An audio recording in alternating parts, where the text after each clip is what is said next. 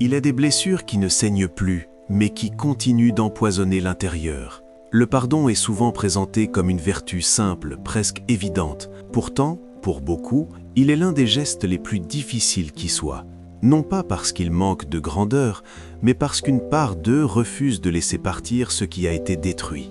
Le problème, chez ceux qui ont du mal à pardonner, ce n'est pas seulement la mémoire de l'offense, c'est ce que cette offense a fait naître en eux, une tension, une amertume, une fidélité douloureuse à la blessure. Ils reviennent sans cesse vers l'événement, comme si le fait de ne pas pardonner permettait encore de garder un peu de contrôle, comme si la colère pouvait protéger de l'humiliation, comme si garder la faute vivante empêchait l'autre de s'en sortir trop facilement.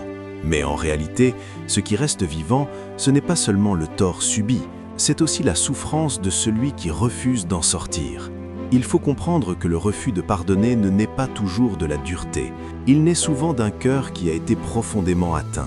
Plus la blessure a touché ce qu'il y avait de plus intime, la confiance, l'amour, la dignité, l'image de soi, plus le pardon devient difficile. Certaines personnes ne pardonnent pas parce qu'elles ont peur de minimiser ce qu'elles ont vécu. D'autres parce qu'elles confondent pardonner et excuser.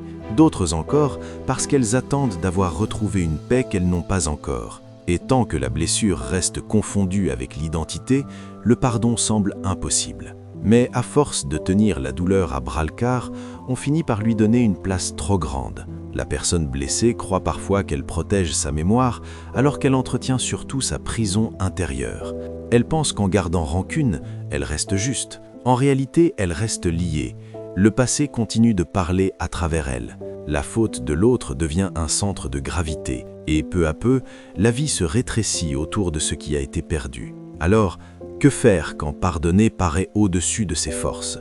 La première solution n'est pas de forcer le pardon. Forcer le pardon produit souvent l'inverse, une culpabilité supplémentaire, une fausse paix, une blessure mal refermée. Il faut d'abord reconnaître la vérité de ce qui a été vécu, nommer la douleur sans la minimiser, cesser de se raconter qu'il faudrait déjà aller mieux. Le pardon commence rarement par un grand geste, il commence par une lucidité. Ensuite, il faut distinguer le pardon de l'oubli. Pardonner ne veut pas dire effacer. Cela ne veut pas dire que rien ne s'est passé. Cela ne veut pas dire réouvrir la porte à tout prix, ni renoncer à ses limites. Pardonner, c'est d'abord cesser de laisser la faute de l'autre gouverner toute sa vie intérieure. C'est décider que la blessure ne sera pas le dernier mot. Il faut aussi accepter que le pardon est souvent un processus, pas un instant. Parfois, il se construit lentement, dans le silence, dans le temps, dans le travail intérieur. On ne pardonne pas toujours d'un seul coup.